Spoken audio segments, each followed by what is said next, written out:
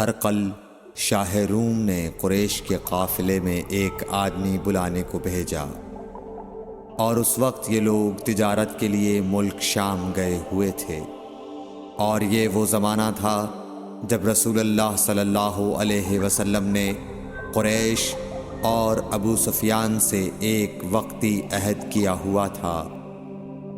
جب ابو سفیان اور دوسرے لوگ ہرقل کے پاس ایلیا پہنچے جہاں ہرقل نے دربار طلب کیا تھا، اس کے گرد روم کے بڑے بڑے لوگ، علماء، وزراء و امراء بیٹھے ہوئے تھے۔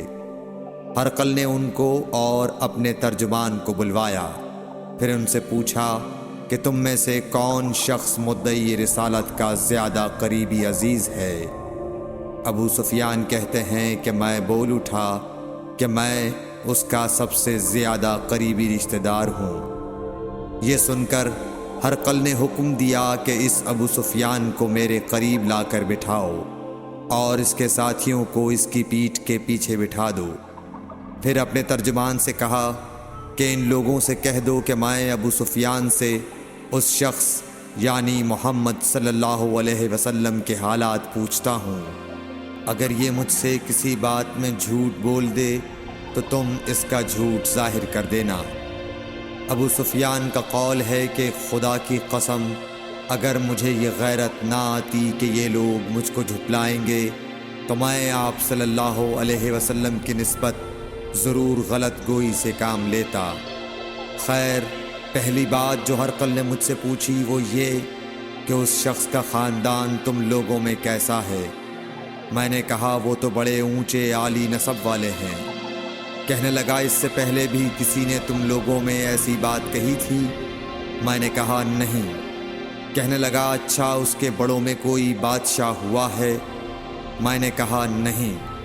پھر اس نے کہا بڑے لوگوں نے اس کی پیروی اختیار کی ہے یا کمزوروں نے؟ میں نے کہا نہیں، کمزوروں نے۔ پھر کہنے لگا اس کے تابعدار روز بڑھتے جاتے ہیں یا کوئی ساتھی پھر بھی جاتا ہے؟ میں نے کہا نہیں۔ کہنے لگا کیا اپنے اس دعوی نبوت سے پہلے کبھی کسی بھی موقع پر اس نے جھوٹ بولا ہے؟ میں نے کہا نہیں، اور اب ہماری اس سے صلح کی ایک مقررہ مدت ٹھہری ہوئی ہے، معلوم نہیں وہ اس میں کیا کرنے والا ہے۔ ابو سفیان کہتے ہیں میں اس بات کے سوا اور کوئی جھوٹ اس گفتگو میں شامل نہ کر سکا۔ ہرقل نے کہا کیا تمہاری اس سے کبھی لڑائی بھی ہوئی ہے؟ ہم نے کہا کہ ہاں۔ بولا پھر تمہاری اور اس کی جنگ کا کیا حال ہوتا ہے؟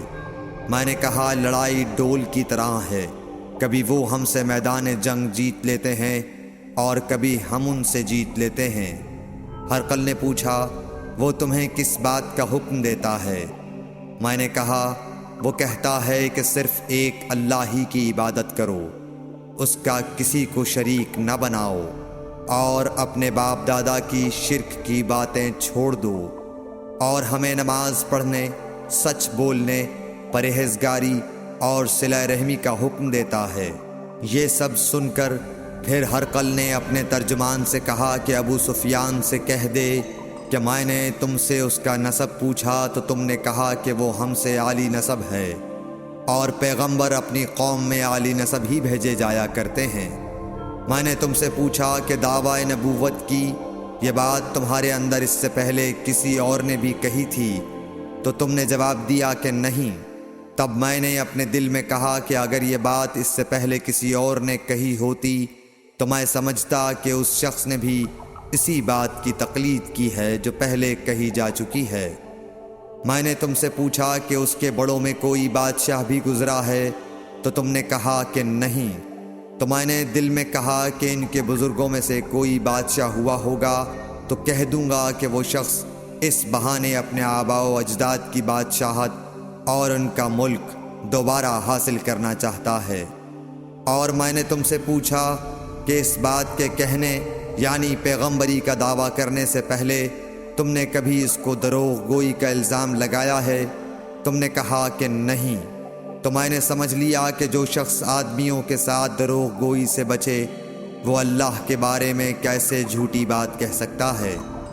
اور میں نے تم سے پوچھا کہ بڑے لوگ اس کے پیرو ہوتے ہیں یا کمزور آدمی؟ تم نے کہا کمزوروں نے اس کی اتباع کی ہے۔ تو دراصل یہی لوگ پیغمبروں کے متبعین ہوتے ہیں۔ اور میں نے تم سے پوچھا کہ اس کے ساتھی بڑھ رہے ہیں یا کم ہو رہے ہیں؟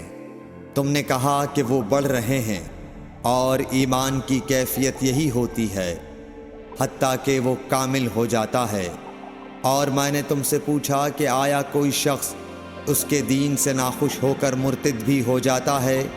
تم نے کہا نہیں۔ تو ایمان کی خاصیت بھی یہی ہے، جن کے دلوں میں اس کی مسرت رچ بس جائے وہ اس سے لوٹا نہیں کرتے۔ اور میں نے تم سے پوچھا کہ آیا وہ کبھی عہد شکنی کرتے ہیں؟ تم نے کہا نہیں۔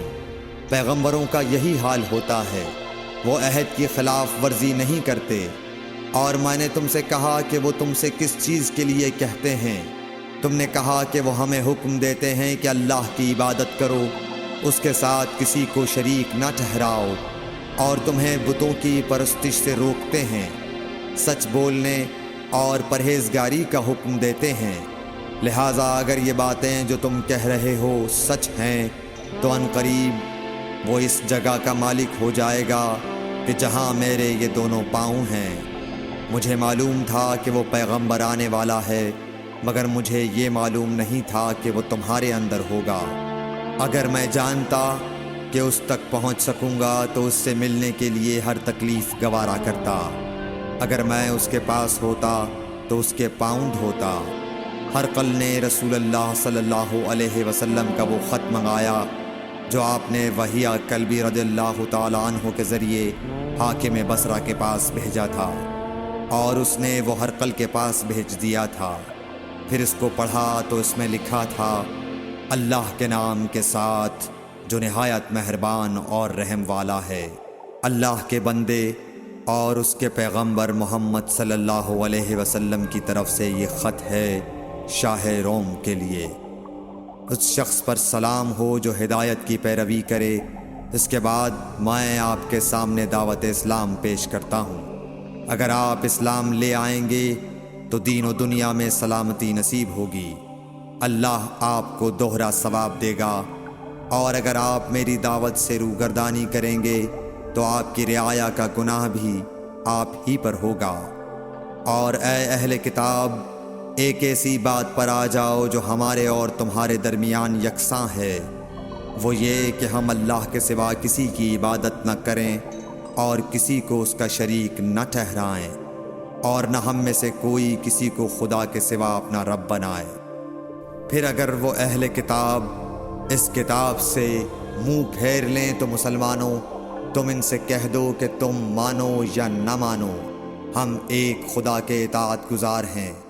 ابو سفیان کہتے ہیں، جب ہرقل نے جو کچھ کہنا تھا کہہ دیا اور خط پڑھ کر فارغ ہوا تو اس کے ارد گرد بہت شور و غوغا ہوا، بہت سی آوازیں اٹھیں اور ہمیں باہر نکال دیا گیا۔ تب میں نے اپنے ساتھیوں سے کہا کہ ابو کبشہ کے بیٹے حضرت صلی اللہ علیہ وسلم کا معاملہ تو بہت بڑھ گیا۔ دیکھو تو اس سے بنی اصفر روم کا بادشاہ بھی ڈرتا ہے۔ مجھے اس وقت سے اس بات کا یقین ہو گیا کہ حضور صلی اللہ علیہ وسلم ان قریب غالب ہو کر رہیں گے، حتیٰ کہ اللہ نے مجھے مسلمان کر دیا۔ راوی کا بیان ہے کہ ابن ناطور ایلیا کا حاکم ہرقل کا مصاحب اور شام کے نصارہ کا لاٹ پادری بیان کرتا تھا کہ ہرقل جب ایلیا آیا ایک دن صبح کو پریشان اٹھا تو اس کے درباریوں نے دریافت کیا کہ آج ہم آپ کی حالت بدلی ہوئی پاتے ہیں، کیا وجہ ہے؟ ابن ناطور کا بیان ہے کہ ہرقل نجومی تھا، علم نجوم میں وہ پوری مہارت رکھتا تھا۔ اس نے اپنے ہم نشینوں کو بتایا کہ میں نے آج رات ستاروں پر نظر ڈالی تو دیکھا کہ ختنہ کرنے والوں کا بادشاہ ہمارے ملک پر غالب آ گیا ہے۔ بھلا اس زمانے میں کون لوگ ختنہ کرتے ہیں؟ انہوں نے کہا کہ یہود کے سوا کوئی ختنہ نہیں کرتا، سو ان کی وجہ سے پریشان نہ ہوں۔ سلطنت کے تمام شہروں میں یہ حکم لکھ بھیجیے کہ وہاں جتنے یہودی ہوں سب قتل کر دیے جائیں۔ وہ لوگ انہی باتوں میں مشغول تھے کہ ہرقل کے پاس ایک آدمی لایا گیا جسے شاہ غسان نے بھیجا تھا۔ اس نے رسول اللہ صلی اللہ علیہ وسلم کے حالات بیان کیے۔ جب ہرقل نے سارے حالات سن لیے تو کہا کہ جا کر دیکھو وہ ختنہ کیے ہوئے ہے یا نہیں۔ انہوں نے اسے دیکھا تو بتلایا کہ وہ ختنہ کیا ہوا ہے۔ ہرقل نے جب اس شخص سے عرب کے بارے میں پوچھا تو اس نے بتلایا کہ وہ ختنہ کرتے ہیں۔ تب ہرقل نے کہا کہ یہی محمد صلی اللہ علیہ وسلم اس امت کے بادشاہ ہیں جو پیدا ہو چکے ہیں۔ پھر اس نے اپنے ایک دوست کو رومیہ خط لکھا اور وہ بھی علم نجوم میں ہرقل کی طرح ماہر تھا۔ پھر وہاں سے ہرقل حمص چلا گیا۔ ابھی حمص سے نکلا نہیں تھا کہ اس کے دوست کا خط اس کے جواب میں آ گیا۔ اس کی رائے بھی حضور صلی اللہ علیہ وسلم کے ظہور کے بارے میں ہرقل کے موافق تھی کہ محمد صلی اللہ علیہ وسلم واقعی پیغمبر ہیں۔ اس کے بعد ہرقل نے روم کے بڑے آدمیوں کو اپنے حمص کے محل میں طلب کیا اور اس کے حکم سے محل کے دروازے بند کر لیے گئے۔ پھر وہ اپنے خاص محل سے باہر آیا اور کہا، اے روم والو، کیا ہدایت اور کامیابی میں کچھ حصہ تمہارے لیے بھی ہے؟ اگر تم اپنی سلطنت کی بقا چاہتے ہو تو پھر اس نبی صلی اللہ علیہ وسلم کی بیعت کر لو اور مسلمان ہو جاؤ۔ یہ سننا تھا کہ پھر لوگ وحشی گدھوں کی طرح دروازوں کی طرف دوڑے، مگر انہیں بند پایا۔ آخر جب ہرقل نے اس بات سے ان کی یہ نفرت دیکھی اور ان کے ایمان لانے سے مایوس ہو گیا تو کہنے لگا کہ ان لوگوں کو میرے پاس لاؤ۔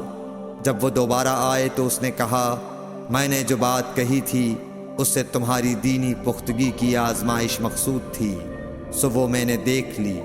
تب یہ بات سن کر وہ سب کے سب اس کے سامنے سجدے میں گر پڑے اور اس سے خوش ہو گئے۔ بالآخر ہرقل کی آخری حالت یہی رہی۔ صحیح بخاری حدیث نمبر 7۔